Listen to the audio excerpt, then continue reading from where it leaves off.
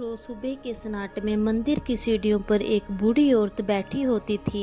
ना कोई मांग, ना कोई शिकायत, बस एक पुरानी तस्वीर हाथ में लिए। कभी उसे देखकर मुस्कुराती तो कभी उसकी आंखों में आंसू टपक पड़ते। लोग गुजरते थे, देखते थे, पर कोई रुकता नहीं था। एक दिन वहीं से गुजर रहा एक मासूम बच्चा रुक गया, धीरे से पास आया और बोला, माँ आप यहाँ रोज बैठती हो, आप कौन हो और किसका इंतजार कर रही हो। माँ ने तस्वीर को देखा, फिर उस बच्चे को, उसकी आंखों में बचपन देखा, उम्मीद देखी। फिर धीरे से मुस्कुराकर पूछा, बेटा तुम किस बाग का फूल है। बच्चा थोड़ा हैरान हुआ, बाग, ये क्या होता है। माँ ने उसकी मासूमियत को गले लगाया और कहा, जिसने तुझे सवेरा दिखाया, जो तुझे पढ़ा रहा है, तुझे संभाल रहा है, वो तुम्हारा बागवान है। जिनके साए में तुम सभी बहन भाई पल रहे हो, वो बाग है। तो बच्चा मुस्कुराकर बोला, तो माँ आप किस बगीचे की बागवान हो। माँ की मुस्कुराहट एक गहरी चुप्पी में बदल गई। उसने कांपते हाथों से तस्वीर को सीने से लगाया और कहा, मैं उस बगीचे की बागवान थी जहाँ 3 फूल खिले थे, विवेक, मनोज और सौरभ। मैंने अपने आंचल में उन्हें ओस की बूंदों की तरह पाला। अपनी रोटी अधूरी रखी, पर उनके पेट भरे। खुद टूटी रही, लेकिन उन्हें एक एक ईंट जोड़कर महल बना दिया। और फिर जब वो फूल बड़े हो गए, उन्हें लगने लगा कि अब बागवान की कोई जरूरत नहीं। एक एक कर वो सब उड़ गए, कोई अमेरिका, कोई लंदन, कोई कनाडा। और मैं मंदिर की इन सीढ़ियों पर तस्वीर के साथ अपने बगीचे की खुशबू ढूंढती रही। बच्चा कुछ देर खामोश रहा, फिर बोला, माँ वो लौटेंगे।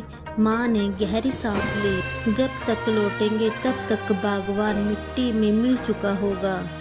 दूसरी तरफ विवेक का बेटा अर्जुन भी बड़ा हो गया था।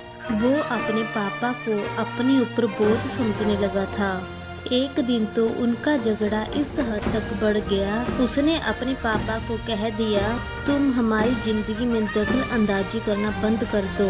आप अपनी माँ के नहीं हो सके तो हमारे कहाँ से हो जाओगे। विवेक उसी पल टूट गया। विवेक को अपनी माँ की चिंता होने लगी। विवेक उसी दिन इंडिया वापस आ गया।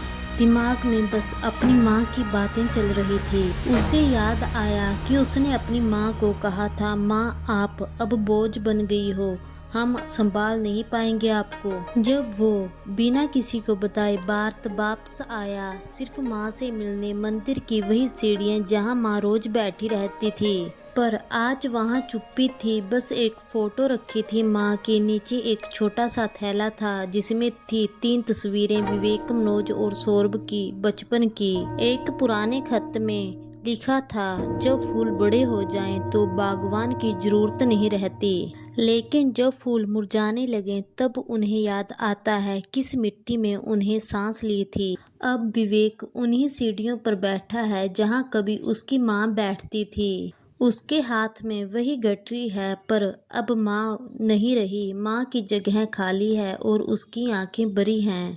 अब विवेक बस एक ही बात दोहराता है, माँ मुझे माफ़ कर दो, बहुत देर हो गई।